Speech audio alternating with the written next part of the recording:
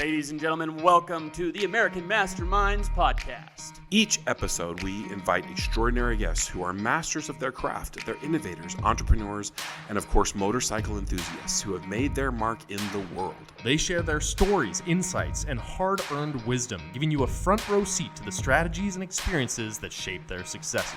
So sit back, grab a drink, and get ready for an exhilarating ride as we dive deep into the minds of these exceptional individuals. Along the way, we'll uncover powerful strategies, gain fresh perspectives, and explore the limitless possibilities of what it takes to be an American mastermind.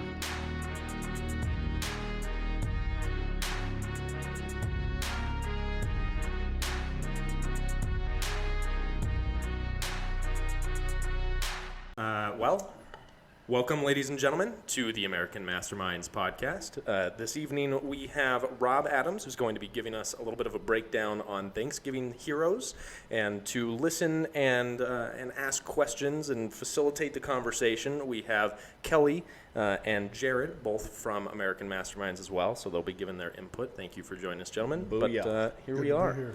Let's not forget the man on the board. Oh, the man on the board. How could Big I? Scott. Big God. Scott. I'm an asshole. Let's hear some sweet, sexy I'm voice. here. There it is. Thank you, Scott, for mixing for us this evening. All right.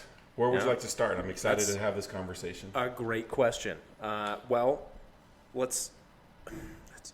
I should have thought about this a little bit more before Let's I go sat back down at and the table. start I was from like, the I was going to say, beginning. that's literally, I felt Begin so, at the beginning. it Start felt, at the it felt so cliche to say that, but I do. I want to go back to the beginning. All right. Well, the beginning, there's a couple of beginnings. There's when I actually started the charity 9 I want to years know ago. before that. Before What that. inspired it? Yeah, I like this part. This part, is- the story. This is like Jared's getting his, Let's go ahead his and blanket all dive pulled into up. this. Let's start first with the mission, right? Okay. So what's the mission for Thanksgiving No Heroes? hungry That's a good kids. idea. What's the purpose? It's no hungry kids. Simple mission. No hungry kids. 1 in 5 kids here don't eat unless they're at school, and I find that unacceptable in this community. Yeah. We live in a community of abundance. There's a lot of chubby folks, and to think that there's children going without food, I find that unacceptable. And I believe in fighting hunger for adults, but I also believe that adults make their beds and they should sleep in it. That's they don't have the choice that these kids don't have that choice, and so they're victims. And I think about these hungry kids going to school or being without when we are blessed with so much. And so that's the mission. But just simply put, no hungry children. Okay. Sounds I good. can really get behind that, Robbie. That's a great mission. Thanks. Yeah, I agree. But so then from that mission, where did that come from? Where did that innate drive come from? Well, 2 things. First, I've been raised to believe that I should leave the campsite, the world, anything where I'm at, a better place. My dad, when we were out camping, when we'd leave the campsite, we'd go police it, is what he'd call, and we'd pick up all the trash, even if it wasn't ours. Yeah. And so it's kind of morally ingrained to me that I want to leave this mortal coil, when I'm done here, a better place than how I found it. I like that. But on the other side, the story is that I was a boy in South Texas. We lived in a town called Porter, and we moved there, and my dad was an HVAC technician, and he went down there, and the company that he was working for, still in business by the way, wanted him to go to people's homes and check on their air conditioner and then upsell them things that they didn't need. And he told them no, and so they fired him. And we drove from Las Vegas down there, and we were in Porter, and we pretty much sold everything we had in order to get to Texas. And there we were. Dad was unemployed, and it was during the recession back then, and so there wasn't another job available for him, and so we were in a bad way. You were how old? Sorry. I was 11, Okay. 12. So conscious of what was going on at that point. Not really. That's the magic part for me about the story is when all this was going down, I didn't know that we were poor. I didn't know that we were broke. I thought we were camping. I thought it was awesome. Yes. We're sleeping outside again? That's amazing. We're going to sleep in the truck again tonight? Yay. It never really occurred to me, and my mom and dad made it kind of that environment. There wasn't, and I'm a dad now, and I look at that and I think I'd be losing my mind. Shitting my pants. If I didn't know where the next meal was coming from, knowing that I couldn't even provide that food, broke, unemployed, no options, lost, destitute in a brand new city. We didn't know anybody, and it was kudos to your parents. Yeah. For, Yeah, seriously. I admire the hell out of them because Yeah, as I look that's- back as a parent, that's you have that admirable. perspective, right? Like, yes. I worry about now, like I'm doing really well, and I still worry about that stuff. You know what I mean? Right. And here they were in that terrible place. Christmas was coming. We were sleeping in the truck. It was getting cold, even for Houston. And a family showed up, the Christiansen family, and they said, "Come follow us. Come to our house." And so we loaded everything into the truck. You know what I mean? That was our house, and we followed them into a town called Kingwood, Texas. And the difference, Porter and Kingwood, I mean, it really couldn't have better names. Like, it was amazing. These people lived in a house that had a big, like, window in the front of the house and the tree in the front of the house. You Took know up what I mean? the, yeah. It's just like in the movies. Like, Yeah. I was just like, Picture wow. perfect. Yeah, picture perfect. And under the tree kind of came down at an angle, and then there was presents that came down from that angle, and they were for my family. This family was from Utah, and every Christmas they would come home to spend time with their family, and so their house was going to be vacant for a week or two. I can't remember the time frame. And they just wanted us to live in the house. And there was no, like, don't go into the West Wing. You know, there was none of that. Yeah. It was like, this is your house. Enjoy it.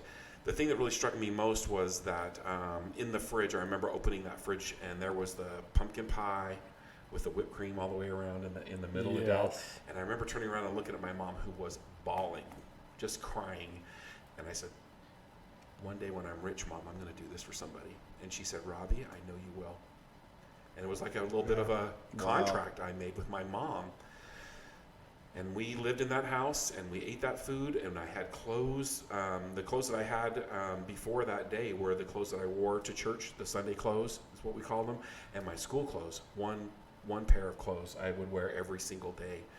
And man, those lunch ladies, they took good care of me. They knew that when I was coming in, I was hungry. I was ready to eat, and they would just load that plate up, and I got free breakfast and free lunch, and they would load that that tray up to like it was groaning, because I was a growing boy. I was starving. Yeah, all and the you time. weren't eating elsewhere. Wasn't That was eating your at food. home. Yeah. Wow. And then on the weekend, my mom and dad would like somehow put together some like a bologna sandwich or something during the day, but it was one meal. And then on Sunday we would go, and church down there, everybody would bring it was like a potluck, because they had, the way that church worked is they had like a morning block and an afternoon block, and it was an hour and a half away to get to church. And so we'd get there and we'd just stay and have lunch, and then we'd come home, and that was it. And so we pretty humble. So now fast forward, I was a police officer. I was served in the Navy. I served in the Army. I did all these adventures, and I found my way to real estate.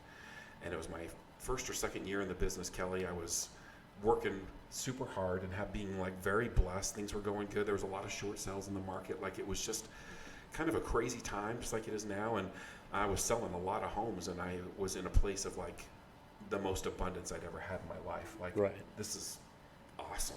Like, I'm paying all my bills. I'm ahead sometimes. You know what I mean? Like, it was awesome. worries. No worries. Concept. And my mom gets diagnosed with brain cancer in June, and she kind of became incredibly mortal. If you've ever been around someone who has their mortality, she refused to get any chemo. She didn't want to get healed. She was ready. Like, I don't want to go through all that, Rob. I'm ready to go. Yeah. And she died in October, so June to October. But in that period of time, she said, Rob, you need to quit talking about doing this and get to it. Called me out. And so I said, okay, well, I think I'll feed 10 families. And I went and talked to the schools around Christmas, and they're like, Rob, man, we're buried at Christmas. There's nothing, there's no opportunity. There's a lot of generosity happening at Christmas time. And I'm like, well, what about Thanksgiving? And she's like, nobody does Thanksgiving. Nobody's taking care of these kids at Thanksgiving. It's like a forgotten holiday. And, Everyone thinks about it during Christmas, Yeah. and then beyond that, that's it. slips their mind. And so I said, well, how many kids need this help? Because I thought I've lived everywhere in the world pretty much, and Utah seems to me like it's a very abundant, wealthy place. And she told me then 1 in 7 kids don't eat unless they're at school. And I was blown away. I couldn't believe it. I thought, how is that even possible here in Utah, the land of milk and honey, Zion? Every kid should be well fed.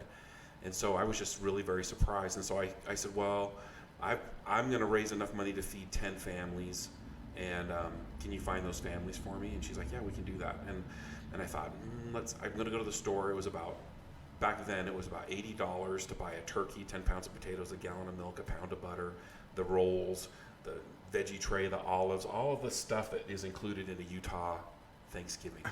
Olives. I don't know. Weirdos. Funeral potatoes. Yeah, funeral Right. potatoes with the onions on top. Right. Yeah, green beans, the whole thing. About $80, and so I'm like, okay, I can come up with $800, and then I'm gonna go buy the groceries. They'll give me the names. I told my friend Joe, hey man, I'm thinking about doing this, and he wrote me a check, and he's like, I want to do 10 families. Like right now, he wrote me a check, and I was like, Boom. all right. So I called up the school district. Can we do 20 families? Yeah, we can do 20 families. That first year, I fed 755 families. Nice. Wow. Because I can't shut up. If you know me, I'm telling you about, and if I'm excited about it, guess what I'm doing? Guess what? Yeah. Guess what? Oh my God, this is going to Pray be so tell, much fun. good sir. Oh my God. Spread the good word. So that first Thanksgiving, I did it on the Tuesday before Thanksgiving. Not really understanding how this worked. I just thought, I'm gonna check that karmic box. I didn't realize that kids get off on Friday and they don't eat Saturday, Sunday. I would deliver the money Monday, and then I would deliver the food on Tuesday, and they would have enough food. It was about 65 pounds of food that we deliver right to their house. And I didn't know, how am I gonna get their addresses? The gal, her name was Nancy Adams at the Jordan School District. And she was just logistically on top of it. I was just like Shout out raising money. Nancy. I had no idea like how it was going to work. Right. So the day of the event, I woke up, I sat up in bed, and I'm like, how am I going to unload the truck? What if nobody shows up? I had all these fears, and I went down. I did it at the one of the Jordan school district's extra like curricular where they teach like beauty school and shop and all these different things. It's right there on 126 South. And I went in, and these ladies had like signs up, potatoes, turkeys. It was organized. It all came together for you, right? Yeah, they put it together for me, and I was just so amazed at how well it worked. And unloading the truck, it was like a fireman's line, and I had all these people show up because I was talking about it on social media like I do every day. Just random people, I had no idea who they were like, yeah, I'm here to help unload turkeys. All right, giddy up. And then cars started coming into the parking lot right around 8:30 when I was talking about it in the morning, and we just started loading. There was the Jordan High School cheerleaders showed up, or one of the high schools, and so they were out there like schlepping milk, and it was just like this huge all hands on deck. Yeah. That's incredible. Mayhem. No, there was no system. It was just craziness, and we were loading up the cars, and I would have a piece of paper with this child's name on it and an address, and I'd be like, okay, go get it. And I went to the school district, and every time I would get an increase or a donation, I'd call the school district, can we do 100 now? They're like, yeah. Can we do 700 now? Yeah. And so it was like, Awesome. that it even happened was kind of a miracle on so many levels, Yeah. just like bananas Yeah. that it went down. And then I'm like, okay, well, I've done it. I've checked my box. My mom would be proud of me. You know what I mean? Like, she had passed away like the month before at her funeral. I could just imagine her looking down from heaven, just being like, that's my boy. Yes. You know what I mean? Yeah. And every boy, I don't care who you are, kind of wants to make their mom proud. Oh, absolutely. You know what I mean? Like, that's kind of like in my wiring. And I just thought of that, like, okay, I've done my thing. Good. Now a year goes by. It's about 60 days before Thanksgiving, and I get a call from this lady, and she's like, Rob, where are you doing Thanksgiving's Heroes? And I'm like, I'm not. Like, I'm done. That was like I did it last year. Yeah. Did you name it that first year? Yeah, Thanksgiving I named it Heroes. Thanksgiving Heroes. Okay. Thanksgiving That was your Heroes. It had an S in it back then. That was your mistake. You Yeah. named it, and Named everyone's it. like, it's a thing now. It's a thing. It's a real thing. And this lady called me, and she's like, Rob, last year my husband left me right before the holidays, and I was standing in the grocery store when the school district called me, and I was trying to decide, do I pay for rent? Me and my 2 daughters, do I pay for rent, or do I buy food? And now I'm on my feet. I've got a job. I'm paying the bills. Like, it wasn't. I'm not surprised this year by being left alone, and I want to pay it forward. I'd like to do a donation, and then I'd like my daughters and I to come and deliver food. And I had this moment, like this download moment, like, This could just be perpetual. that's why I did it. It's bigger than you. Yeah, that's the exact reason I did it. I was paying it forward. This isn't about the food, is it? It's not about a turkey. Oh. It's about an opportunity for this family to look that family in the eye and say, you matter. Yeah. I love you. There's hope. Unity. Unity. Yes. To build this like community. And I had this like weird, I don't know if you want to call it the spirit or God touching my mind, but it was like, this is what I made you for. this is why I put you on this earth, Rob. And I had this moment of clarity, like nothing else mattered. If I do this and I do it well, everything else in my life will add up. Like my kids will be taken care of, my business will be fine. It will all add up. And this is what God made me to do. And here I am 9 years later. Sorry. It's amazing. It's just so powerful to me. It really is. And when I talk about Thanksgiving's heroes, I talk about it from this place because it wouldn't be here if I didn't believe this so strongly, because this is Right. hard, man. Raising money. That's what I was going to ask you. Like, what are some of the major challenges that you go through every year to make this happen? Well, this year I have to raise $420,000. The cost of groceries for each of us has gone up 28%. Did you know that? Last year alone. I've been feeling it, not to that extent. Yeah. When That's you walk out of incredible the to store, think. you're dropping as much or more money, and you're walking out with less. You have to be smarter. And so the number from it was 1 in 7 kids when I did it at first. Now it's 1 in 5 kids. So the problem's getting worse and the solution's getting more difficult. Yeah. It's like I've got this target that's getting harder to hit and bigger at the same time. How is that possible? If a target gets bigger, it shouldn't be harder to hit. Should be easier. It's getting harder to hit, and your bullet's getting like tiny. Yeah. And so that's the one thing. The second thing is that there's just a bad reputation with charity. There just is. Like when I tell you, hey Kelly, give me $10, I swear to God I'm going to do good with it. Most people are like, what? Right. Sure you are. And so it's been hard to build that kind of momentum. Like people need to trust me that that's what I'm going to do with it. I'm not taking a salary. I'm not driving a nice car because of a charity. It's not because of a tax write-off. Right. It's this real need that needs to happen in the world, and I've been called to fulfill that need. Right. And so how do I convince you that I am trustworthy? Right. How do I do that? Super unfortunate that other people, it's the I feel like this happens across the board, no matter if it's a charitable organization, a corporation, or just anything else. The one bad apple has to spoil it for everyone else, right? Yep. So you've got these individuals who are creating charities more for personal benefit, and it's kind of a facade. But then for people like you, that impacts you in terms of how many people you can actually help. Well, I think that's a big part of it. I also think, and I do believe that, I believe that there are people out there that are treating it wrong. They're treating Like a game wrong. Or a tax write-off or a break or a shelter. But then there's other groups, and this is happening because of the way there's no accountability in our media, in the news. There's an organization that spent $7 million on advertising, and the media went and talked about how inexcusable this media spend is, but they raised over $80 million because of their spend, and they're helping more people. 40% of all of the health benefits that were happening for veterans were happening through this organization. Right. And because the media painted them as irresponsible with their funds, they were kind of blackballed. They tanked, and they're helping fewer people. Wow. And so I was talking about this earlier. There's a movie coming out, a documentary called Uncharitable, and it talks about the incongruency between raising money and spending it where it's expected to be spent or helping people. If I can take $7 million and make $80 million with it and help more people, isn't that better than taking $7 million and helping people? Just directly, right? Do you get what I'm saying? Yep. And so there's this weird incongruency where if I give you, I've bragged about this for years, I'm close to 90% of my dollar, 90 cents on the dollar goes to the bottom line. I have one employee, but I'm expected to host a world-class experience for you to come down on the Saturday before Thanksgiving. I'm going to load these boxes in the car, and I'm going to give you an address, and you're going to go deliver it, and you're going to change your children's perspective from entitlement to gratitude, and you expect me to do that for 10 cents on the dollar, which is a realistic expectation. I'm actually very proud that I'm running as lean as I am. Right. But in that, there's a cost for boxes, and I have my one employee, and my website costs money, and all these things cost money. And where does that money come from? It's coming from me, mostly. I want you guys to know, like, I'm personally funding most of the organization.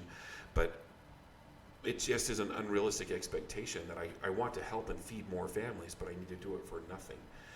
It's not sustainable. It's just not sustainable. Yeah. If I want to create this world-class experience and help more people, I need to have like a a world-class marketing company has deliverables that are going to help me do the best videos to help tell the story. Absolutely.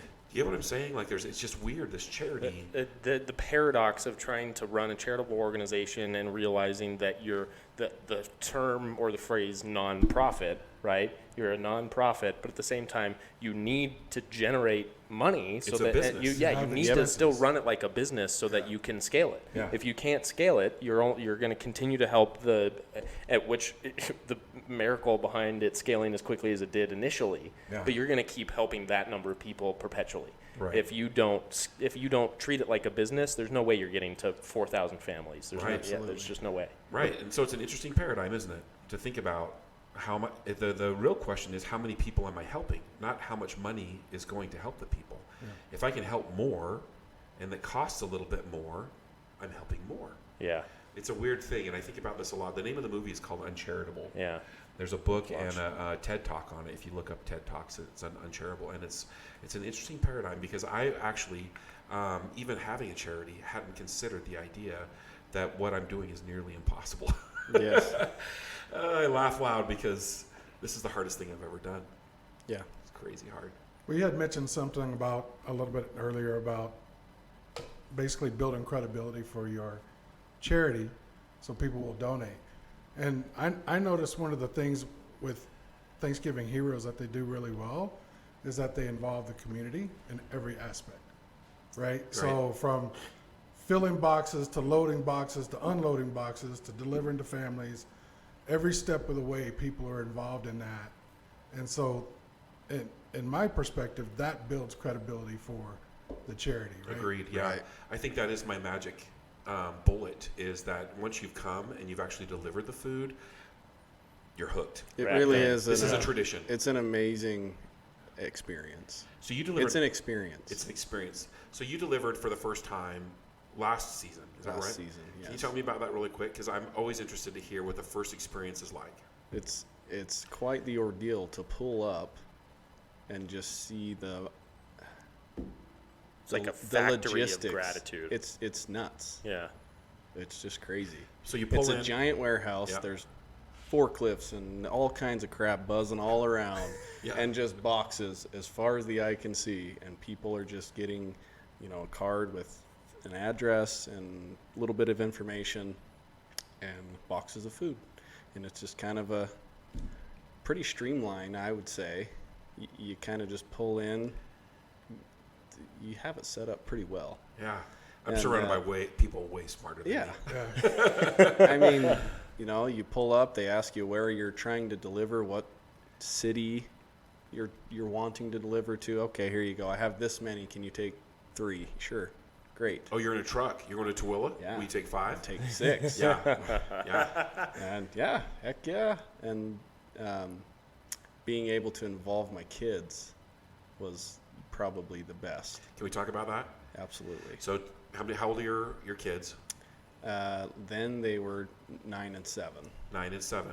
Yes. So they still believe in magic. They're still kind of sheltered. They've got a great life. They don't know how good their life is. Absolutely. And that's really important for me, because I don't have the exact same story as you, but I grew up not having tons of stuff. I wasn't as blessed as I am today, and they don't see that. They just see how good your life is. we get to do whatever we want. Yeah. We get to play whatever sport we want. Yeah, we live in this beautiful house. Yeah, we never have gone hungry or never have gone without. They want for nothing, really. Yeah. So for them to see, and for me to explain, like, these kids don't get to eat unless we bring this food to them. And it really touched, especially with the 9-year-old. Now she's 10, but she really grasped that, and it was pretty amazing to see. She just was she's really into it and pretty emotional about it as well. So it was pretty amazing. That is amazing. Yeah. So you have your truck is full of boxes. Yeah. And you drive up to the first house. And the thing is that I heard a couple stories, like sometimes they won't answer the door, or they don't want to talk to you, or you just leave the box. Okay, that sounds good. but all 6 that we delivered to it was amazing. They're just full of gratitude. Like, how do you know? And I'm like, it was me as Thanksgiving Heroes, but I just want to let you know that you matter. It's pretty powerful. That's powerful. Somebody cared about you. Yes. That's the message. Somebody cared. Somebody anonymously gave your name and information. I hope you have a great holiday. Yeah. Yeah, and that's where it's at. These you kids, can really see them light up too. It was great, and especially the ones that their kids were there as well. Yeah. That was great. Yeah, you can always see them happy dancing. Yeah. There's a pie. Yeah, there's We pie. can we eat it now? you can. I feel like much the way that the kid who's delivering the food is still living in that kind of fantasy world, or the living their best life still, if you will. I feel like the kid who's receiving the food is in the same boat, right? They're probably, a lot of them are much like you, like everything's normal. This is just normal. And then they get the food and it's like, that is Such a treat. Yeah, exactly. That must be incredible. We get pie. Yeah. Yeah. And I know that these boxes are unpacked and the food is cooked immediately. Like this is what we're eating. And the turkey leftovers, I mean turkey a la king, turkey sandwiches, all of this stuff. Best leftovers. Turkey sandwiches. I'm getting excited. And my mouth is watering a little bit. I'm getting excited. But the message isn't about the food, and I'm glad that you got that. The message isn't about the food; it's about that person. If you've ever struggled financially, it's kind of a hopeless situation. Like, I can't lower my bills anymore. Like, I have to pay to live here. Yeah. I have to pay to heat this place. What can I get rid of? What can I add? What can I do differently? And you get into this like kind of a place of hopelessness. And then the other thing is that the second part of this, in my opinion, is that our world has become incredibly isolated. Kelly was locked in his house for 2 years. I was locked in my house for 2 years. I had to wear a mask. I couldn't even see your smile for 2 years. You know what I mean? Really, a lot of people live through social media. They're not interacting. Yeah. So you only see what's on social media, which is normally just all the good stuff. Right. So you're comparing your internal world to their external world, Right. which is an unrealistic expectation. Unrealistic. Look at, they're having sushi again. Jared's in the Bahamas again. I'm stuck here on my couch. Right.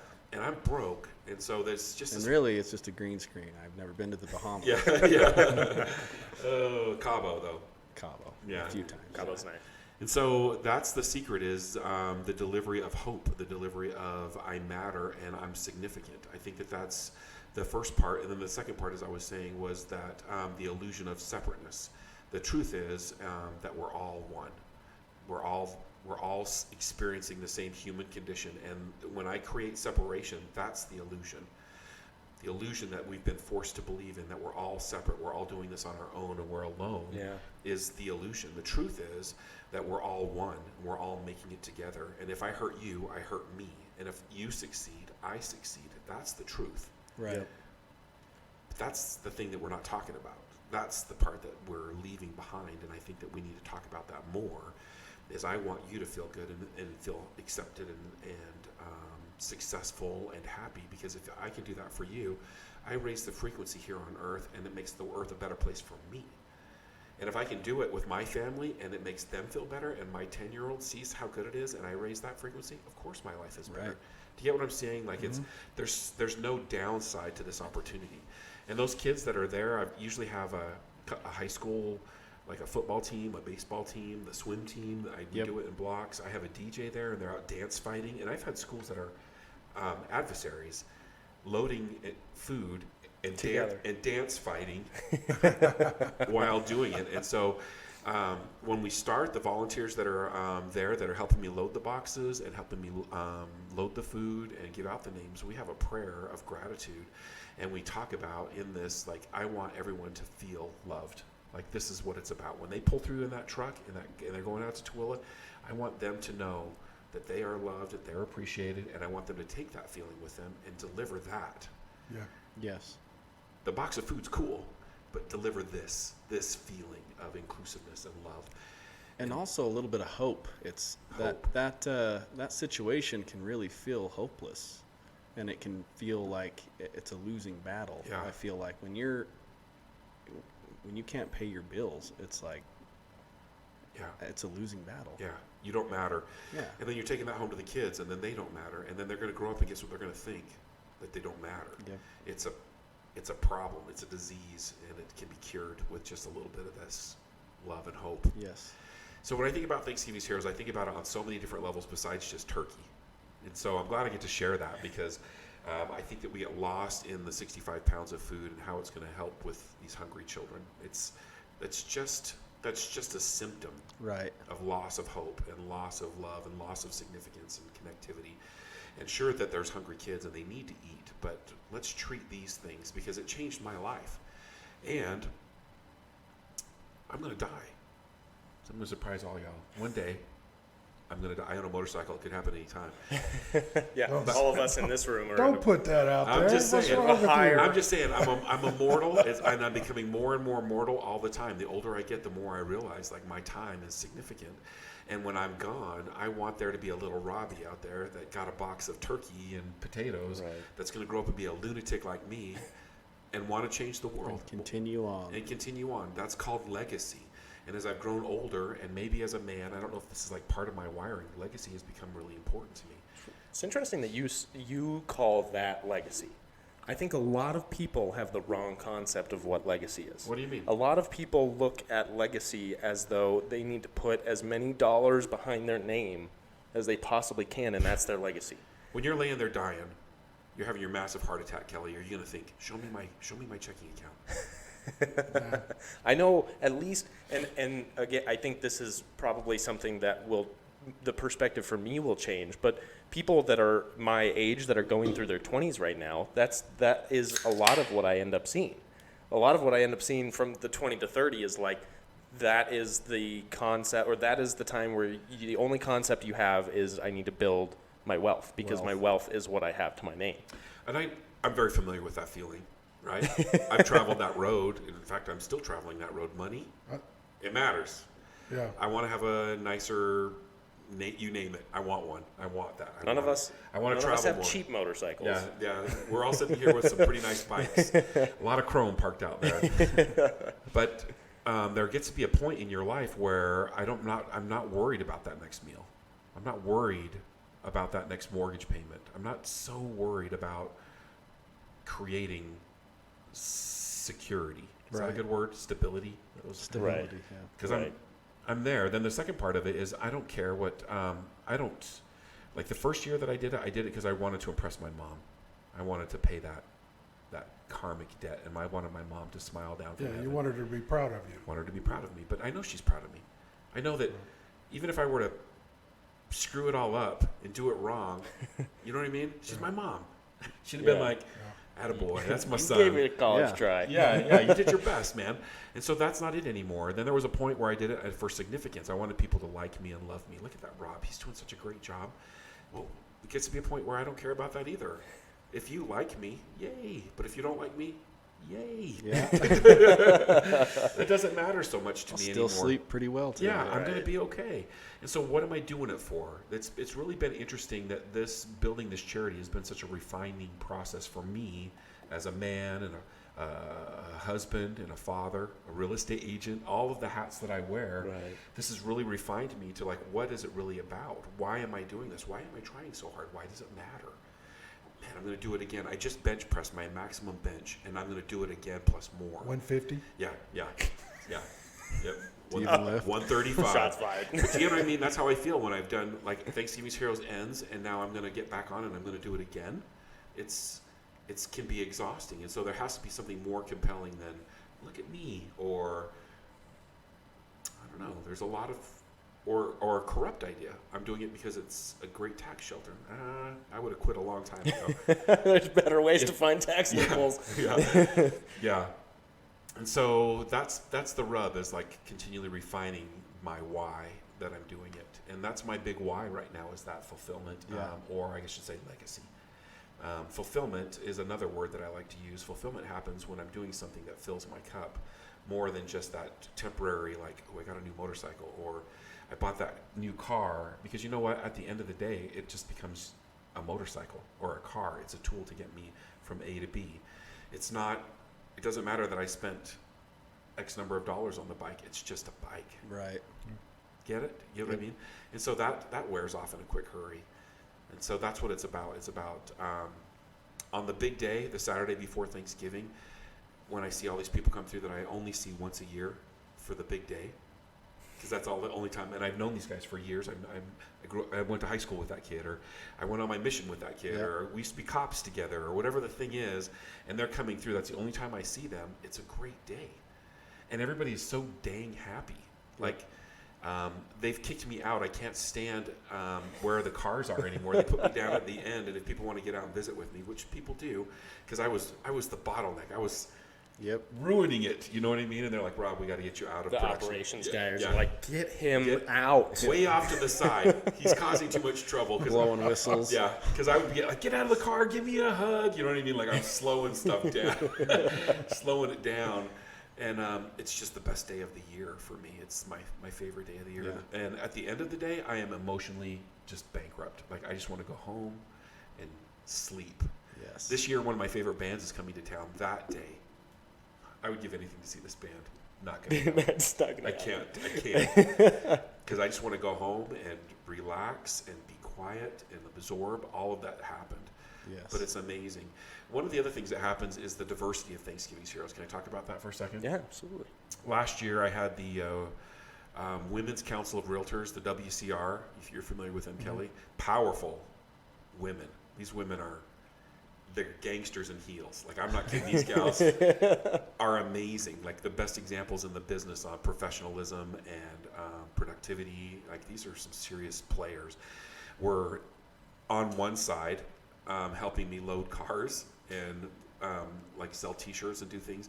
And then on the other side was one of my very favorite motorcycle clubs that have been highlighted quite often here in the American Masterminds. It was the Rogue Souls.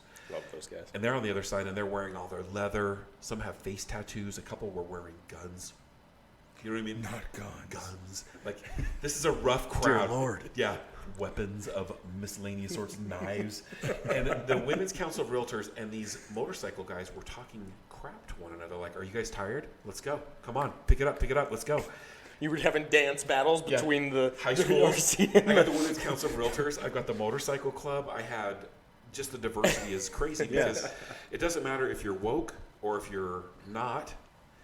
We all love our children. Right. Yeah. You know what I mean? It is an uncontroversial topic Yeah. to say we need to feed children. Yeah. We need to make sure that they are fed. Inarguable, Yeah. right? There's And so- no politics behind that. No politics. And so that's the kind of the pure thing about Thanksgiving's heroes is I don't care what your pronouns are, or if you don't have pronouns. If you're wearing a MAGA hat, I don't care. We all want to feed these kids, and everyone shows up, and they put all of that bullshit, excuse my language, aside and get to work. They roll their sleeves up and they get to work, and it all disappears. We're all doing the same thing for the same people. Giddy up, and it's kind of cool. Like, where else does that happen? That's another thing that I think can be taught through those events.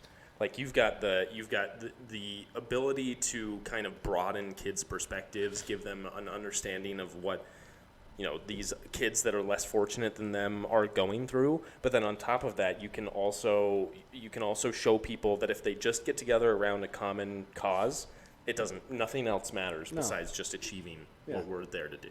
Yeah, That's so the cool. connection. Yeah. What I think is really cool, and you spoke about legacy, is that one instance in your childhood shaped you and made you the man you are today. And then you speak of legacy, having another little Rob. It's like their legacy, the legacy that the Christiansons left, was then transitioned into your legacy, right? It could have been, you could have been molded by some rich guy who only cared about money, and that would have been what you cared about. Yeah, the hard times kind of shaped you into who you are, and that's the special sauce behind Thanksgiving Heroes is Rob, the networker, who knows everybody, all the different realms of people that you know. Yeah. That's the special sauce. It can make them So feel at home. that's a when really they get good there. question. So if you didn't do Thanksgiving Heroes, let's say that was just a thought and you just let it go, who would you be right now, you think? That hurts my brain. That question. I don't know. the real question is, Almost like, this has shaped you, right? This has made you who you are. This has Yeah. taken you on this path that has really molded and shaped you and defined who Rob Adams is, right? Yeah. And if you hadn't have that, man, there's no telling where you'd be. yeah. Right. Or what Would be you doing. even Would have you, red glasses? Would you have the determination that you have now? No, the discipline, the Yeah. drive, all of the things. Man, I don't know. I don't know what it is. I do honestly believe, as I said earlier, that this is my divine calling. You know what I mean? And Yeah. I find that undeniable. And in knowing that, it's given me a tremendous amount of power. And I talk about this, and I'm surprised how few people know what their divine calling is. Right. Well, and more people, just like I said, they just let it go. They don't even think about it. I think They just you let it have go. to become they- uncomfortable to Yep. find it, right? they have Yeah. that idea and they're afraid, or Exactly, Yeah. right? You pushed let it yourself go. into discomfort, which allowed you to find that calling. These other people, a lot of people, myself included at a lot of times, I don't feel like I don't empower myself. I don't feel like I'm capable of achieving that, or it's scary, and so we just don't. Yeah. And then you never know whether or not that's been my big thing lately, is like you gotta say yes to things because you'll never know what the outcome is. You know, that's interesting. I actually do believe that a lot of us will sit and we're watching TV or we're hearing the radio, we're on social media, and we think to ourselves, someone should do something about it. Someone should do something about that. Like, that's this child trafficking. Or, instead of I should do Right. something about Right. it. Why is no one doing anything about this? How Yeah. is that possible? Yeah, well, I'll tell you, if I could give you a word of advice, don't start a charity. If I could tell you anything at all, find something that you're passionate about that's already going and back them. Get in and learn what they're doing. Make it better. Bring your special gift, whatever that is, and we each have a special gift. Yeah. Several. But pick something, and it could be bicycles for kids or shoes for kids Right. or the trafficking thing. There's probably already a charity for Yeah, that. you can Right. find someone But you who's could- dealing Do with you, the nasty do you know logistics. those numbers? How many charities are around? That's a great question. I've heard that Utah per capita has more charities than any other state in Really? in the United States. For tax write-offs? Perhaps, but I think there's also a lot of good people that think, I'm going to Absolutely. do this. We have a culture of gratitude here, Yeah, I think. we really do, but Yeah. I think it's harder than it looks. Just like starting a business, you hear about the total number of businesses that are started and fail every Yeah. year.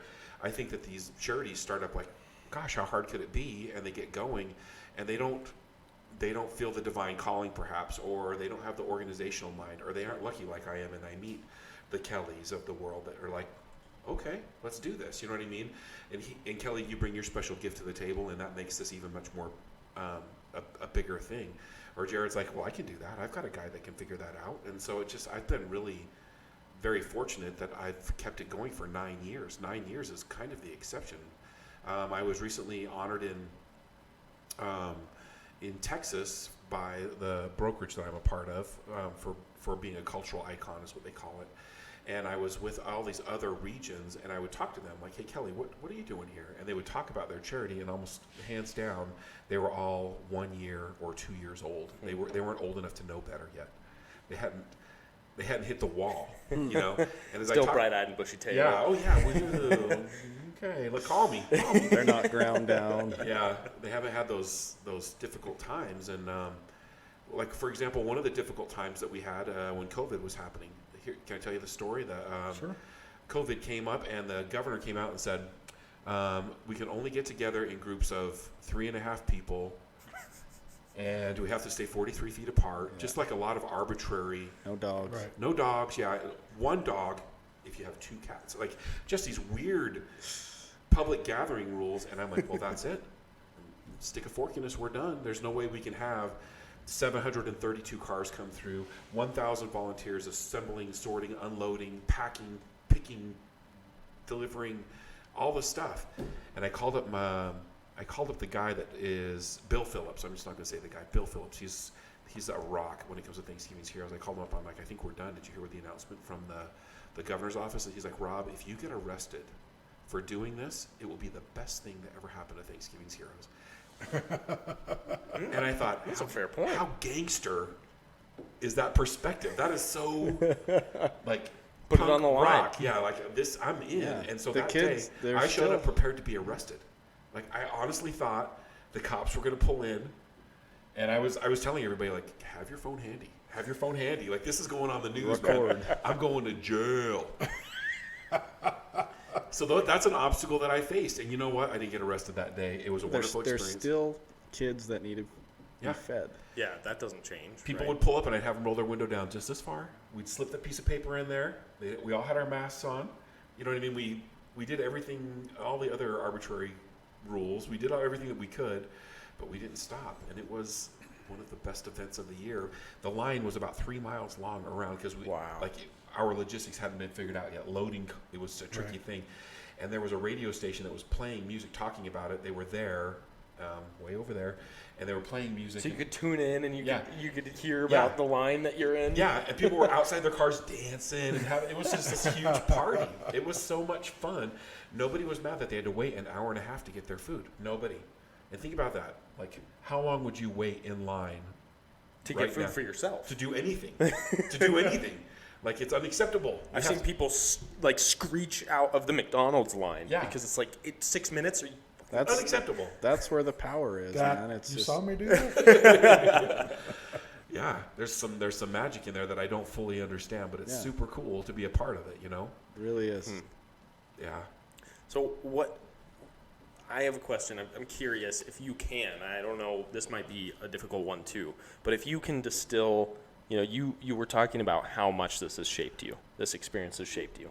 But if you could distill it down or pick out maybe one of the more important things that you feel you've learned or absorbed from the whole experience of the whole 9 years that you've been doing this, what do you think your big takeaway or a couple big takeaways might be? Man, that's a solid question. Thanks. Yeah, good job. Appreciate that. The first thing is, man,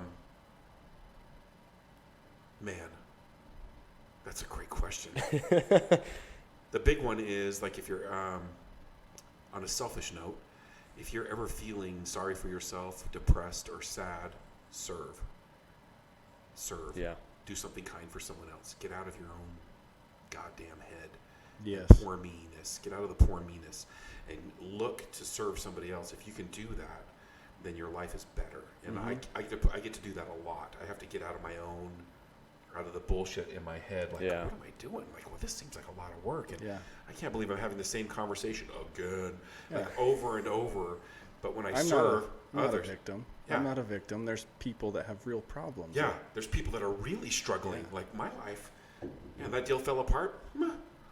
Okay, like I'll get another one. It'll come together. It's gonna work out. Time to go get lunch. Yeah.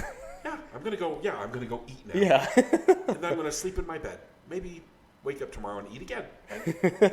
How blessed am I? I'm gonna drink water right out of my own sink. I know, crazy. We're so blessed. The second thing is that if you have a pure motive, if you have pure intent, there is no limit on what you can accomplish. I cannot fail. Imagine if you approached anything in your life like that, Jared, knowing full well that I have God and angels at my back that are going to help me succeed. I don't know how it's going to work. God, I wish I knew. Wouldn't that be great if I knew how I was going to raise this stressful. money? Way less stress. But the faith is, the thing that I know is that every time I've raised my goal, I've hit my goal. For example, one year, this gets me every time. I had a teacher call and she's like, I've got 30 kids. She was calling from a Title I school. I've got 30 families that need this food. And I was broke. I had spent every penny. I bought all of the food. And that day, I'm like, I'm sorry, I can't help you. I have spent all the money and I have it allocated for all these families. I wish to God I could help you. And I prayed on it. I meditated on it. I took it to God and she said, okay. And I got a donation for enough to feed 30 families. Boom. That's a miracle. I don't care who you are. Yeah, if that's not an omen. Yeah, the exact to the penny, the money. So, I can't fail. I got God and angels backing me up. You know what I mean? I've got so many good people, so many good mortals here. But on top of that, Like, Yeah. my B string The is universe solid. has your back. The universe has got my back, and I'm going to make it happen. And so I've set this like ridiculous goal with this increased cost, and the economy is shitty. People are struggling. The primary demographic of the people that I get to raise money, real estate agents, are struggling. Interest rates are at 7%. Yeah. Buyers, sellers, it's all just a total shit show right now. Yep. And so where am I going to find my money now? Where am I going to get that from? Because in the past, I've had all of my realtor friends, lenders, title companies, you name it, anyone that's in the industry, home inspection companies, all these companies that are like really struggling right now are the ones that have paid the bill. Right. So now I have to go find like a totally fresh, different area, and I don't know where that is. I have no idea where that's going to happen. I've got some ideas. I've had some amazing downloads of what I need to do, but at the end of the day, I know it's going to work out. Yep. It's going to shake out somehow.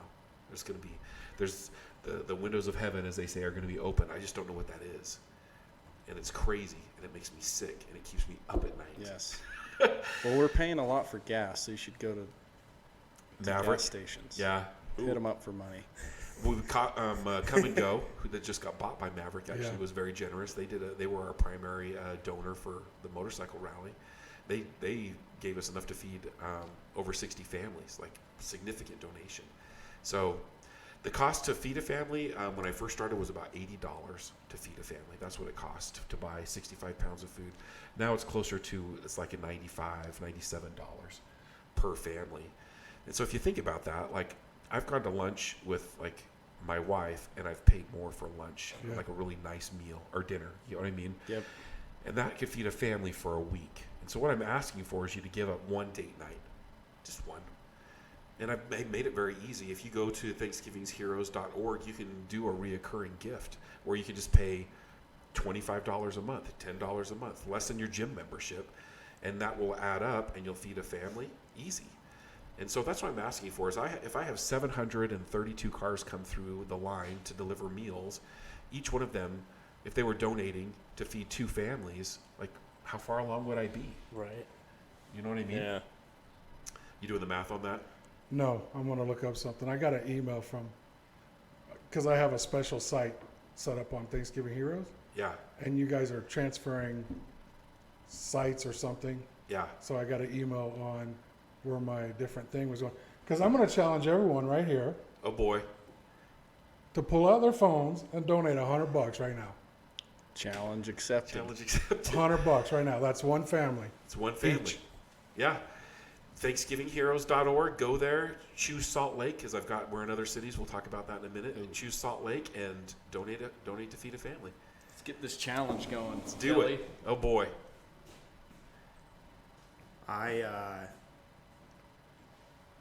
While everyone's doing this, I'll give my little thought that I had, which was your first point there of if you're feeling down, if you are struggling in and of your own life, serve. Yeah. And this is a very small version of that, but I kind of had a moment like that today.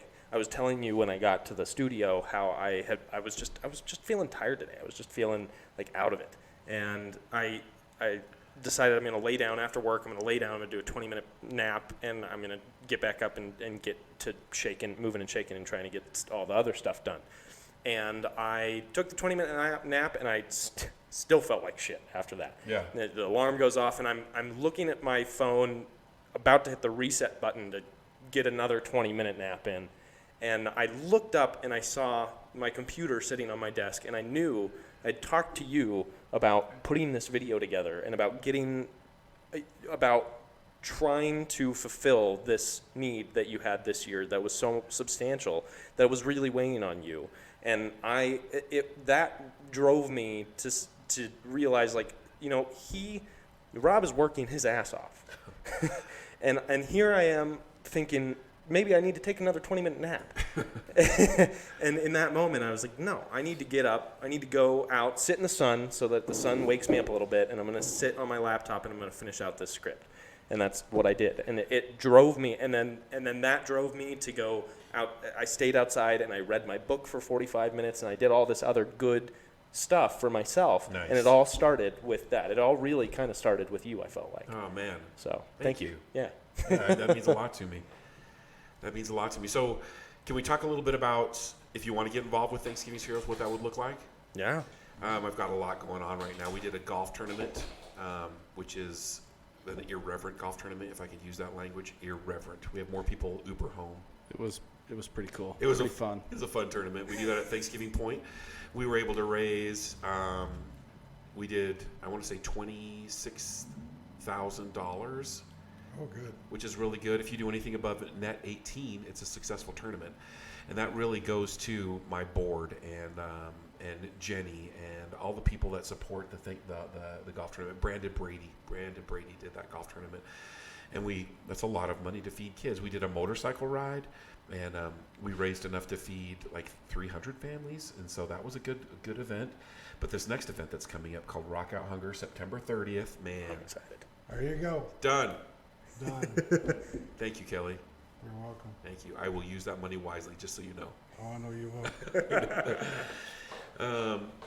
will. Rock Out Hunger. I'd like to include a link in the notes of this. Yeah, absolutely can.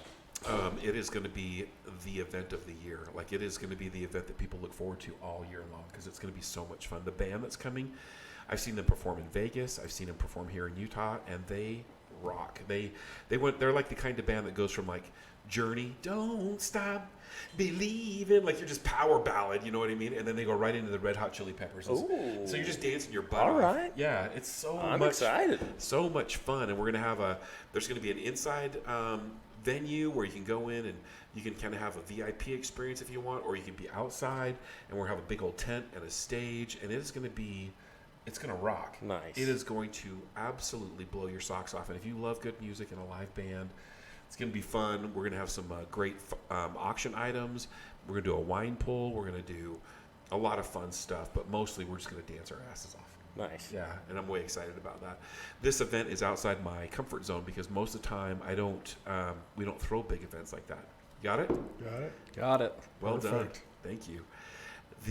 So this is going to be a great event, and so buy a ticket. Come in and check it out.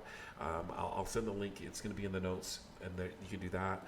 There's the monthly reoccurring gift, and I hate to sound like it's all about money, but without the money, I can't buy the groceries. Yeah. Can I talk about buying the groceries? Yeah. Oh, yeah, 100%. I have to order the turkeys in February because they don't just pop out of the ground. You don't just like make turkeys. So I have to order 3,000 chicks in February, and so there's 3,000 little birds running around right now somewhere in Manti, Being Utah. raised for Thanksgiving Heroes. Yeah. Little do they know. Yeah. They are doomed, and so there's like a lot of commitment. Like when I talk about faith, I'm saying, okay, let's roll the dice. Like this year, I want to feed 5,000 families. Let's just make that number up.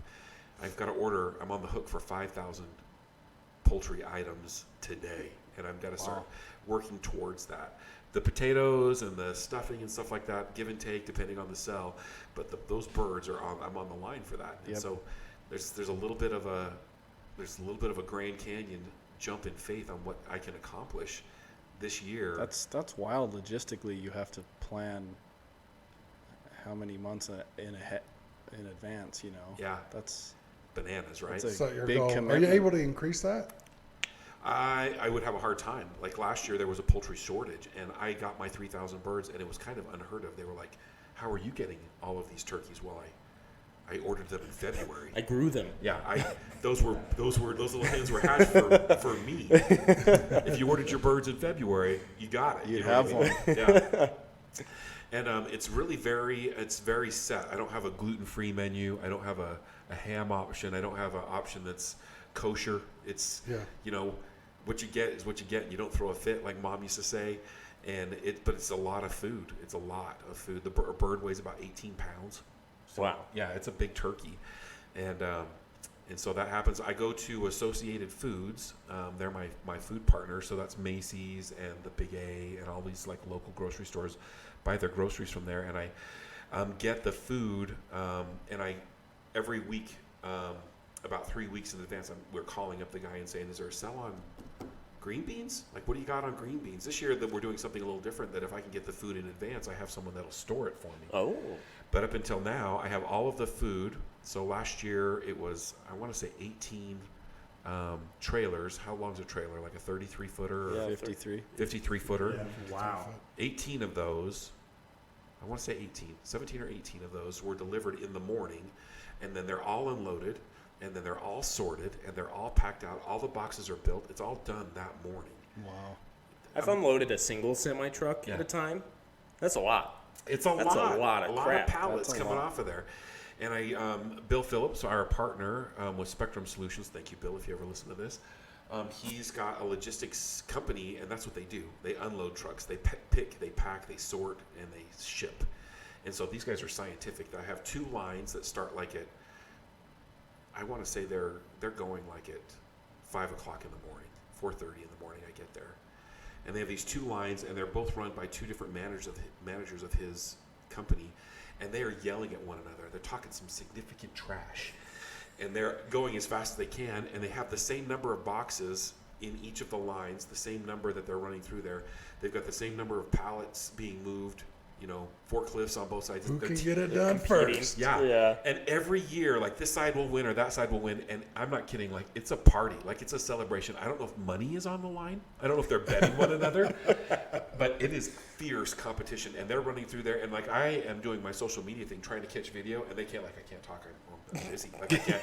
Trying to win. Yeah, later. And it's a game on until those get out there. And so by 9 o'clock, I start Heroes Hour. Heroes Hour is from 8 to 9 o'clock, and that's just my friends and family, the OGs of Thanksgiving's heroes that are showing up. I want you to have front row. Like, if you're going to Tooele, you get to pick first. If you're going to Logan, you get to pick first.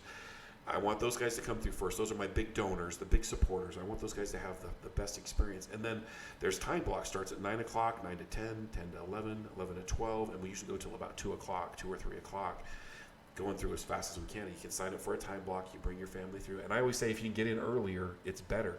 Because if I have a truck show up that's going to Tooele, I'm giving you 6 boxes.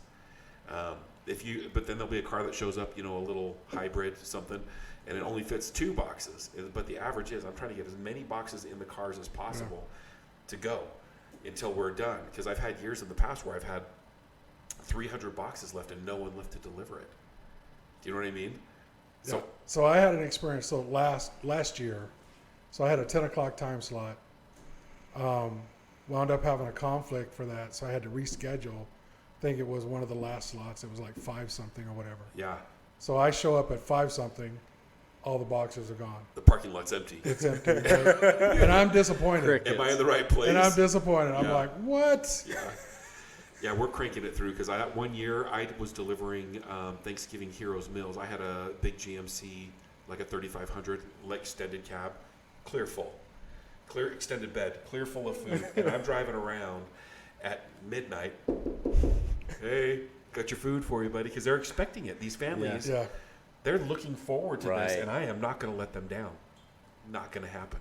And so I'm delivering food, and the board's out delivering food, and I go back and I get more, and I go out and I deliver and go out and deliver. And my wife was out delivering. Like, we're delivering in some pretty hard neighborhoods, but we're all doing it. We're all going at it until Right. it's all done and delivered. And I was exhausted. And it was a cold year. It snowed that day, one of the only years that it snowed. It was just difficult. And so Man. my goal is, as much as possible, as soon as possible, Yeah. giddy up. So get that early time Get that slot. early time slot. Yeah, if you miss it, sorry. Yep. I'm bringing the F-150 and give me the hard neighborhoods. Come on. I got a few. Where do I get the names from? They're nominated by school teachers. 87% of all the names are nominated by a school teacher. Can someone who's not a school teacher nominate? So that other percentage is charities that I'm friends with, other charities and organizations, or independent nominations from individuals. Right there on the website, too. It's Yeah. right, nominate a family. Nominate a family. Yeah. And here's what the barrier of entry is to nominate a family: a name, an address, and a phone number. I don't care. I've had families nominate themselves year after year and year over year. It says in the Bible, I'm going to get spiritual on you. It says, and I'm paraphrasing this because I'm not a theologist, but it says in the Bible, it is not mine to decide who, it's mine to do. Yeah. And so if you nominate your family and you're taking advantage of the system, that's your karma, baby. That's you. Yeah. My job is to provide the meal to the families that are in need. Right. Regardless of what that word need, what does that mean? I have 3 levels of need, actually. I have families that won't eat unless they get this food. I have families that it would be nice if they got the food. And then I've got families that they get the food. You know what I mean? That it's okay. It's nice that they got the food, but it doesn't really move the needle. Right. And so I've called them the A families, are the ones that they're not going to eat otherwise. Right. That's who I want to serve. I would like to push the B's and C's out. I would like just to have those families. And so if you know someone in your community who is struggling, that's it. That's the barrier of entry. There's no credit check. There's no variable of we're going to check your income and make sure you're really struggling. No. If you say that you need it, I'm going to believe you. My first year delivering the food, I loaded up my car, I took my daughters, and we went up to a neighborhood called Pepperwood. Are you familiar with that area? Yeah. Pepperwood.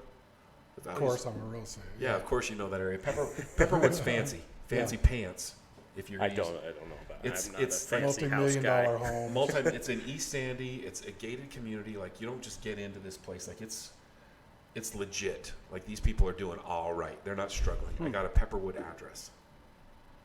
And I drove into this neighborhood, and I'm thinking to myself, I lived in Taylorsville at the time in a nice home that was built in 1954. And I'm thinking to myself, damn, these people should be delivering food to my house. What am I doing here? Went into the home, knocked on the door, the kids let us in, which happens a lot. You've been, I'm a stranger, you're letting me in? You got food, man, that's a ticket. They let me into the house, no furniture in the whole house. Nothing. Not a stick of furniture in the whole house. No TVs, no couches, nothing. Went into the kitchen, opened the fridge, started putting the food into the fridge. And this was back before I had boxes. This was I had just some bags. Yeah. Grocery bags. Yeah, I'm just schlepping this a turkey. whole scenario Yeah, I'm is going so back sketchy. and forth 6 times. Loading the food into the house, no food in the fridge. Not even mustard and ketchup. Everybody's got mustard and ketchup in their fridge. Nothing in this house. Wow. And I'm walking out, and I'm like, what's going on, guys? And it was just some of the older kids who were wicked excited to get this food. They said, Dad was diagnosed with cancer. We're just trying to hold on. We're just trying to make it until he gets better. The moral to the story is you don't know. You don't know. You just don't know who's struggling in your neighborhood. Yep. They could be down the street and they could be putting on a great show, but inside that house, they've sold all their furniture. We come full circle to the social media. It could look great on social media, but everything behind the facade is falling apart. Yep. And as I walked out of the house, I realized, the lawn hadn't been mowed. This house is kind of in rough shape. These people were struggling. They were hanging on by their fingertips. And I bet they were on the verge of losing their house. I bet they were. And this gift is something I'm bringing to their home that they could absolutely 100% need and use. You know what I mean? Yep. It's amazing. It's amazing. And so that kind of changed my perspective. And I remember reading that in the scriptures. It's not mine to decide who. It's just mine to do. Yeah.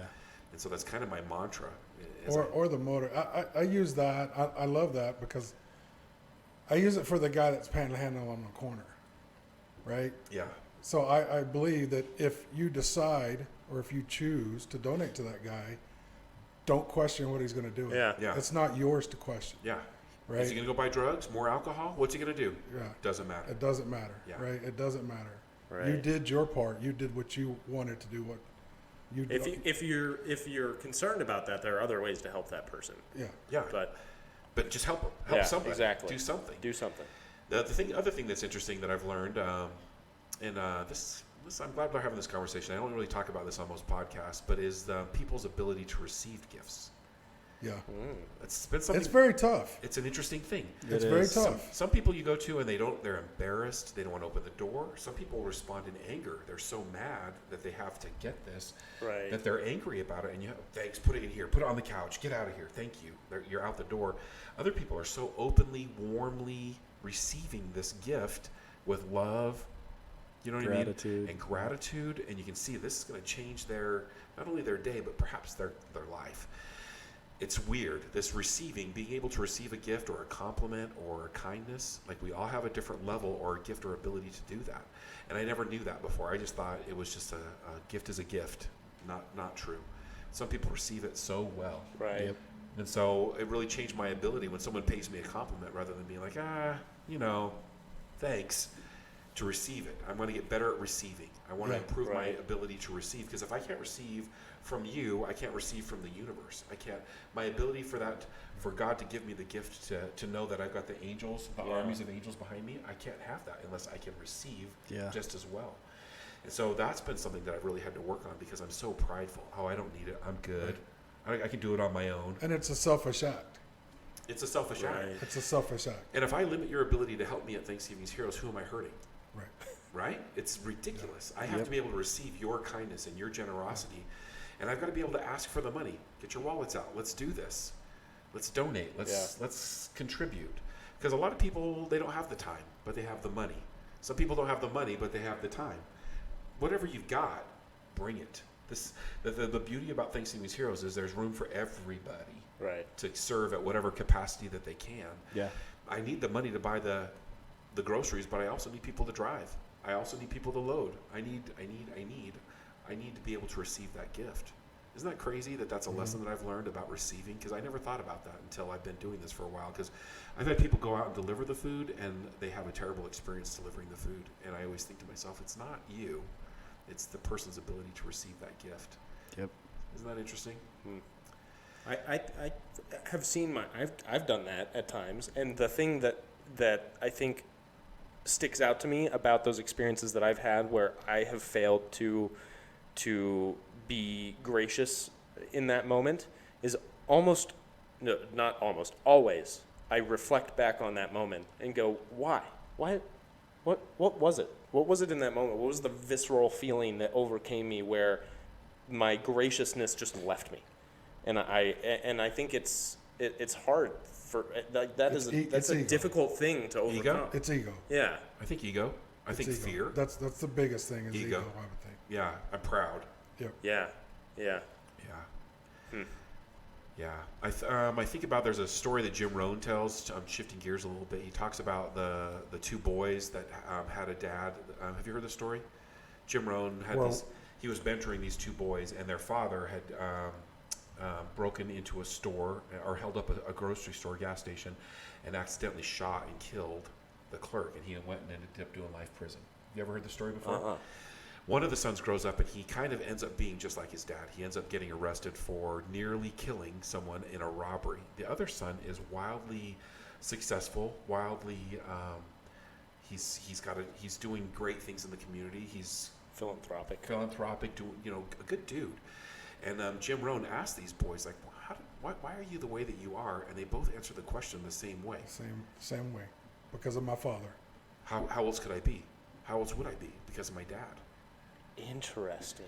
And the reason that I bring that story up is because I think about my origin story, about being raised poor and being in this place, and I could have made the choice to be bitter. The world owes me. I've suffered. Victim. I'm a victim. Yeah. Or I could take that and use that as fuel to do something great.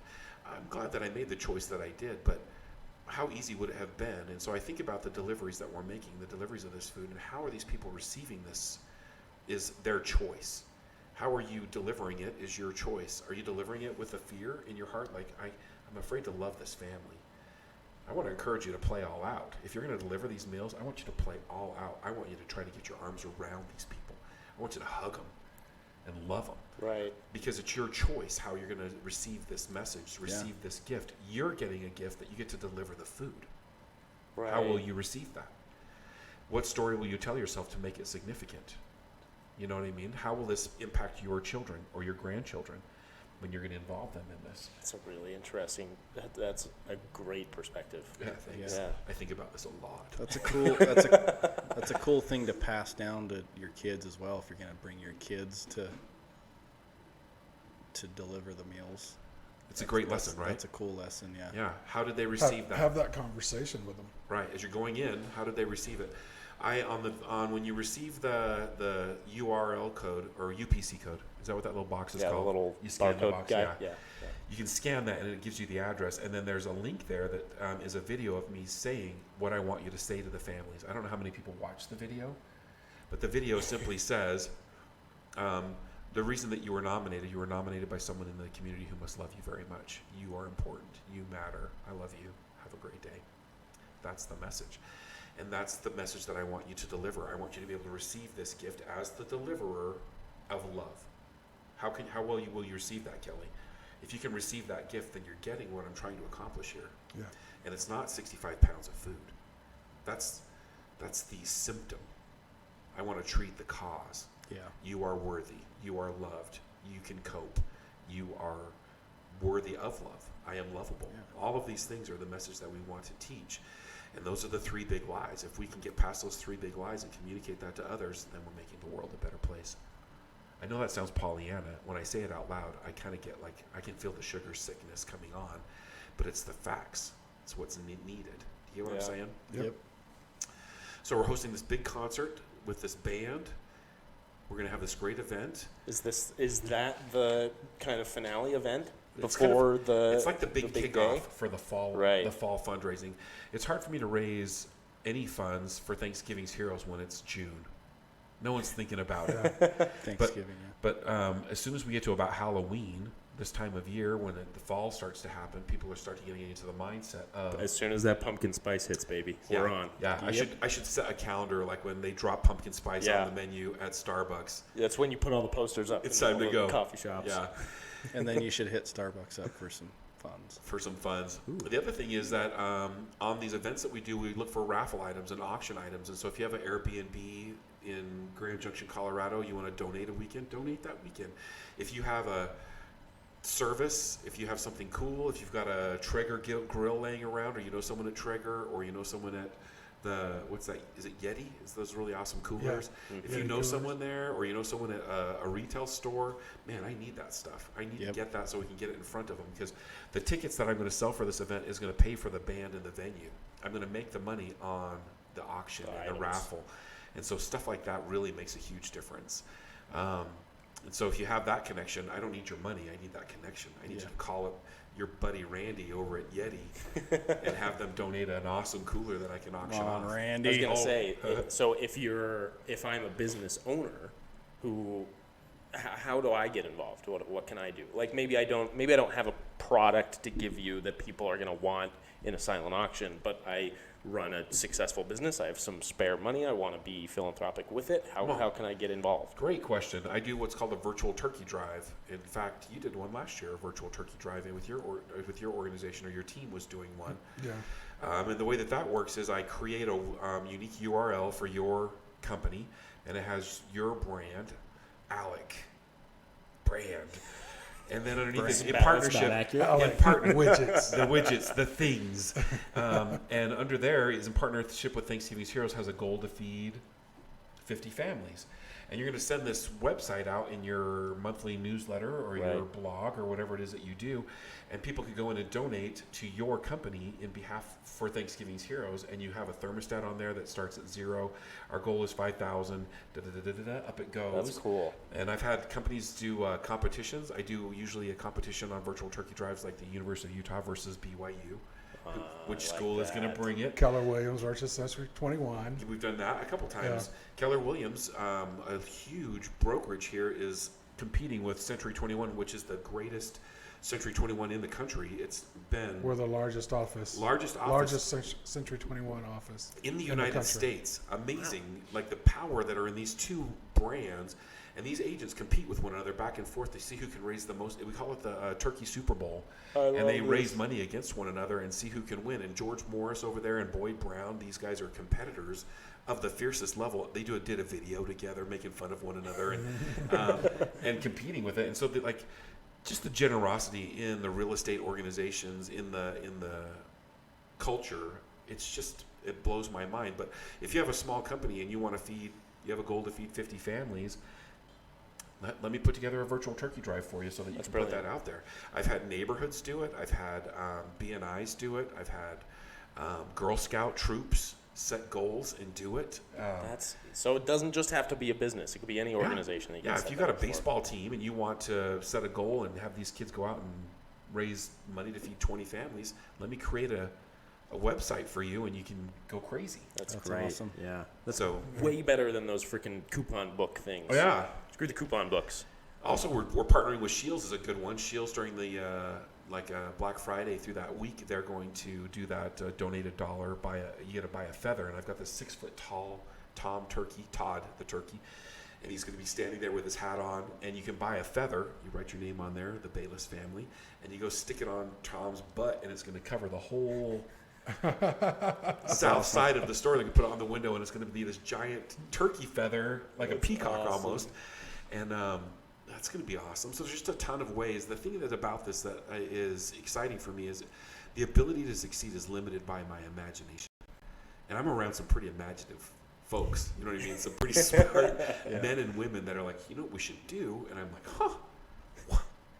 we should do that. I have no idea how to make that happen. Do you? And let's do this. And so there's just lots of ways to get involved that I already have put together, but I'm not limited to that. Like if you have an idea and you're listening to this podcast and you're like, you know what he should do? We should do, you know, something else that I came up with. I had this moment of clarity. I'm going to do these tribal events. There's a gal on our board from the Huntsman Cancer Foundation, and they do tribe events where I go to your house, Jared, and we have an event at your home, and I provide wine or root beer floats, depending on what your tribe is into, you know. And we're going to play a little 3-minute video. Right. And that you're helping me with, Alec. Exactly. And then you're going to get up, and you're going to talk to your friends, and you're going to say, the reason that I'm a part of Thanksgiving's Heroes is because this is why I do it. And then I get up and I say, it costs about $100 to feed a family. Get your phones out, let's do this, and have that donation made. What I've learned, or what I'm learning, I should say, is that when I have a golf tournament, there's usually one person in the foursome that paid for the tournament, and they have their 3 buddies there, and they get a round of golf for free, basically, and they don't donate that much of anything because they're just kind of like, I don't even know what's going on here today. I don't even know why this is it. So I have these giant events with very little yield, small ROI, and I say small, $27,000 is nothing to sneeze at. We did really great. But what if every person at the golf tournament actually showed up with the intention to support their friend who bought the golf?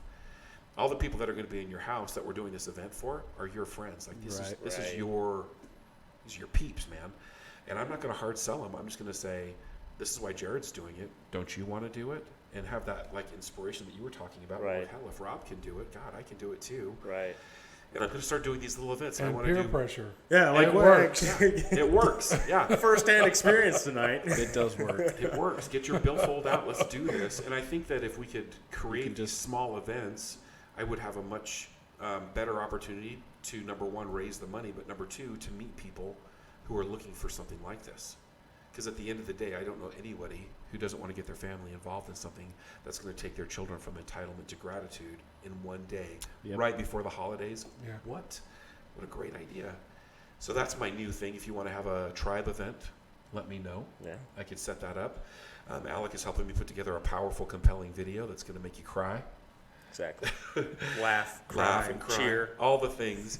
And then we're going to do a soft ask, and we'll make it a nice little event, an hour and a half at your house, and hopefully we can do something great there. Yeah. So I'm looking for ideas. If you have an idea on how we can make this goal happen, I'm expecting a miracle to fall into my lap any second. Man, I feel like I've been doing all the talking. What questions do you have about this? So you talked about raising north of 400,000 this year. How many families will that feed? We'll feed 3,000 families here again in Utah. A lot of the money that I raise is going to go towards next year as well. So the cost of having the websites, being able to create these virtual turkey drives, to have my one employee, Jenny, she's a superstar, to have all these things, I have to pay for these costs. And so the 3,000 families that we're going to feed, which is actually 3,600 families, is our goal this year, because we fed, thank you, Kelly. Oh, I got another challenge for you here. I'm out. I can't do it. But I want to feed families, and I want to increase the satellites. I'd like to have a satellite in Utah County where they are distributing food down there. I'd like to have a satellite in Tooele County, and maybe one up in Davis County where they're doing it, because I have a lot of people that will drive all the way in from Tooele, and then they have to drive all the way back out. Yeah. How cool would it be for people to sign up and Be able to do it in their community. And have like their own kind of a celebration and event there. That's how this is going to grow locally. And I would like to grow it to 5,000 families. I would like to, my ultimate goal in Utah is 5,000 families, because that 5,000 families, I can go to Manti and I can roll up to that turkey farmer and say, hey, I've got a minimum order of 5,000 turkeys. I would like to brand these turkeys that say Joe's Turkey Farm with Thanksgiving's Heroes. It has our logo on it. It's wrapped. They won't even talk to me till I hit 5,000. Wow. So that's kind of that's my big goal Yeah. here. We're in Cleveland and Dallas. We're in a few other cities here, and so we'll end up feeding. Last year we were over. I want to say 9,000 families. Wow. Nationwide that were on. So is this your largest hub here, or? Yeah, Cleveland's going to kick my butt though. Cleveland has a bigger need than we do. Like I'm feeding the A, B's, and C's. They're feeding the A's. Just the A's. Just the A's, and they're getting close to 3,000 families. Wow. So they're going to pass us up because they just live in an area that has the need. I think that we have the need here, but we just don't have the footprint yet. Not everybody knows about it. Right. And if I was a school teacher and I worked in a school that was one of these schools that are Title I schools is what they're called, I would nominate every kid in my class. Where's the link? I'll do it myself. I'll go home and I'll do it on my own computer. I just don't know if we have that reach yet. Right. So it's slowly growing. Right. Yeah, that's the deal. Let me hear it. What's the challenge? What do you got? Well, it's This a is question dangerous first. question. So This guy. does Thanksgiving Heroes have any vision for doing anything other than just delivering food? No. Ooh, good question. Okay, so we talked about it's not about the food, Yeah. right? It's about bringing the community together, bringing people together that are separated. With what you have right now, that still kind of stays that way because everybody's still in their own little places, right? Yeah. So how could Thanksgiving Heroes focus a little bit more on those kind of successes as opposed to just delivering food? That's a great question. I don't know the answer to that. That's a stumper. I'm gonna have to think on that. I think it was you that actually challenged me. For the 3,500 You turkey. did. For the You definitely 3,500. did. I was there for that. I remember that. And so what I did, damn you, is I went to two It's easy. organizations. We're gonna get it. It's easy. Oh yeah, we're gonna do it. But it was just like, I just max bench pressed, and he's wanting to throw on 2 more plates on both sides. This guy doesn't know what it takes. He doesn't know. So what I did, I had this kind of a vision. It's weird how these downloads happen. I guess if you have the armies of angels backing you Just up, happen. you're going to get downloads once in a while. How can I go to an organization and say, hey, I'd like to approach you? Ken Garf and Shields were the 2 organizations I approached. What if we were to do this in your parking lot? What if we were to feed? Shields is the best. I went to the gal, Sherry. Went to her and she said, I said, I want to feed 150 families and I want to do it in your parking lot. And she's like, how about 300? And I'm like, I'll take that bet. Let's do that. And then Ken Garf, they wanted to do it as well. But the thing was like, I'm going to tell you how much it costs to buy the boxes, how much it costs to buy the food. I'm going to buy all the food. I'm going to get the volunteers if you need help. Otherwise, all your employees at Ken Garf, thank you very much. The Garfs for showing up. All your employees can show up and they can deliver the food and have the experience. Or your sphere of influence, your clients can come and be a part of it. Or Shields, they can advertise it. They can do the media. They can make it. Shields kills it. Shields is great at Shields is advertising. amazing. Yeah. Amazing. Their marketing team. Well done, Shields. Amazing. And so they both took the challenge and they upped the number. And so we fed 300 families in the Shields parking lot and 300 families. And I say in the parking lot, that's where the event occurred, but the food was then delivered for spring giving and summer giving. And so I'm trying to increase our footprint, but how can I do it without hurting the ultimate goal of Thanksgiving's heroes? And so that was the challenge. When you said that to me, it was like, it kind of broke my brain for a second because I want to feed more families. I can do this. I'll step up to this challenge, Kelly. Thank you very much. But how can I do it without hurting my ultimate mission of this 1 week of them going hungry while we're stuffing our faces and watching football? How do I do that without hurting my numbers? And man, that's how I came up with it. And so they were like, okay, we'll do it. There was no problem. They were happy to write the check and have that generous donation if I could deliver the names of the kids and the food and all the things that it's easy for me. Feeding 300 families after doing a 3,000 family day is like training wheel stuff. You know what I mean? It was kind of fun again to personally unload the truck myself and personally count the food myself and personally Kind of brought you back to your roots a little bit in a way. Yeah, exactly. Scaled it back down, and you. I think that happens a lot when you start to treat it. You know, we talked about this earlier on. When you start to treat your charity like a business, which you need to do to scale it to be able to help more people, but it's hard to, when you do that to anything, it's hard to maintain that passion for it. You lose what brought you into the fold, essentially. Right. And so this exercise, thank you again, it brought me back to my why more clearly than before, because I do get lost in the weeds. I do think, oh man, I got to cut costs on boxes. If I'm thinking about cutting costs on boxes and the dimensions of the box and what I want to print it on there, do you think I'm thinking about that little Robbie in the future? I'm not. I've lost sight of that. I've got caught up in the gears. Right. And so it was really good for me to like get down back into the grind of doing the thing, carrying the box, loading in the doing that, sweating again. And it was super good for me to get clarity on why I'm doing this year. So super grateful for that charge. Thank you. So can I share a little something that might spark a little something in you to do that? I'm sparked out.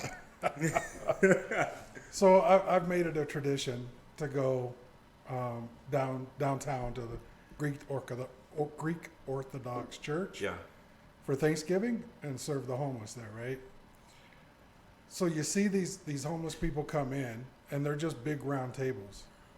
And they all sit together because they have to, right? And you serve everybody food, and you do all this kind of stuff. But they're coming together, right, in camaraderie and over a meal and talking, and they even talk to you. And it's really an enjoyable experience for me as well. But that's one way that you could bring people out and bring them together, right? So if there was a way to not just deliver meals, but maybe have events where you serve meals, right? And you have people come. Damn you. Damn you and your ideas. I like that idea. Kelly, I'll have to think on that one. I have to noodle on that one, pray about it, ponder and pray. Because that's outside my scope. And I would bet a lot of that food that would be served would be donated. So there probably wouldn't be a whole lot of expense on your part for like added food cost or anything like that. Even made by volunteers, cooked. It's going on the notebook. Yeah, I'm writing that down. All right. I'm going to noodle on that one. That's a good challenge. Thank you very much for that. One of the last things I want to talk about, and I feel like we kind of beat this to the ground, but I want to go over it one more time. People ask me all the time, because Thanksgiving Heroes the acronym should be TH. Thanksgiving Heroes. Why do I say TGH? Can I tell you? I'm curious. I've actually wondered this. Yeah. Thank God for heroes. Did I guess? Did I just ruin it? They give hope. They give hope. They give hope. There you go. That's what it stands for. They give hope. Thanksgiving's Heroes is TGH. And so, because that's what it's about. It's about the hope. It's of course about the food, but it's about that hope. It's about that delivery. And so when you wonder, like, why are we using TGH? It's because they give hope. And that's important to me. And when you're sitting on the couch, when you're listening to this podcast and you think someone should do something about that, my challenge for you is it's you. You're the only one. You're the only one that can do something about it. And if you want to have fulfillment and legacy in your life, do it. Get off the couch. Go do it. Start the Oakland chapter. Do the Oakland chapter. Let's do this. Let's grow this somewhere, somehow. Let's just make this so there's no hungry kids, and it's a doable dream. We can make this happen. And when someone quit shoulding all over the place, someone should, I should, you should, they should, just do it. Do it. Get up and do it, and see how your life will improve. See how your life will be blessed. It's the only person, and I say this all the time, the person that's been blessed most by TGH is me. Me. I'm receiving more than anybody else, more than anyone that gets a box of food, than anyone that shows up. My life is enriched. My life is purified and blessed over and over and over again because I do this. And there's so many times at the end of the event, at the end of the golf tournament, I think to myself, what am I doing? I'm never going to do this again. But then on the big day, when the windows of heaven are opened and my life is purified and blessed, I think there's no way I can not do this. This is what God made me for. And I'm reminded of my mission. I'm reminded of my purpose in life. And I want to give that to everybody. If Thanksgiving's Heroes isn't your jam, Kelly, then find something that is. It is my jam. It is your jam. He's the one who said it. Jared, if it's not for you, find something is what I'm saying. You deserve to bless your life by doing good for others. Yeah. It's like saying I don't have enough energy to go to the gym. Well, you got to go to the gym to have the energy. Yeah. I don't have the energy. I can't do it. Just do it. And you'll be amazed at the blessings that come in. Do this test of faith. Step up to the plate and serve somebody, and your life will be blessed. That's my big lesson. That's the big lesson that I want to share with everybody. It doesn't have to be this, but find something because we need it. So if you're from Tooele, we need you. We need you. If you're from Utah County, we need you. Davis County, we deliver all the way up to Logan. We deliver pretty much all of northern Utah. We're in every school district in northern Utah. Tooele County is huge. It goes clear out to Wendover. I have families in Wendover that need to be served. That's a road trip. That's a road trip. Show up, fill up the car, go on a road trip, enjoy yourself, make it a day. Have a good day doing this. Alpine is the largest school district in Utah. Did you know that? Alpine is huge, and they have a need there that I didn't know of. Granite would have been. Granite isn't one of the largest school districts, but I think that they have per capita the greatest need. And because they're the most underserved neighborhoods. Yeah, and there's just a lot of immigrant migration, people coming in that are they're just like I was when I moved to Texas. They have no family. They've got nothing, and so they need that help. Right. Yeah. And so if you know a school teacher, tell her about tell them, whatever their pronoun is, tell them about Thanksgiving's Heroes and have them nominate the kids and get them involved because I need more A-level families. So that's a lot of stuff. So I'm grateful that you guys have tuned into this podcast of American Masterminds. Thank you, Jared. Thank you, Kelly, Alec, Scotty on the board. Thank you, guys. If this is a podcast that you've enjoyed, please share it with your friends. Please share about Thanksgiving's Heroes. Click on the links below. Get involved. Get up and make a difference in the world. American Masterminds is Thanksgiving's Heroes partner and a trusted partner in that. And if you want to get involved with American Masterminds, click on the link below. Share this with your friends and get more people involved doing great things in the community. Families helping families, that's what we're all about here at American Masterminds, and that's why Thanksgiving's Heroes is the charity of choice. And I'm grateful for the support, grateful for you taking the time to listen, and if you're still listening, thank you. Have a great night.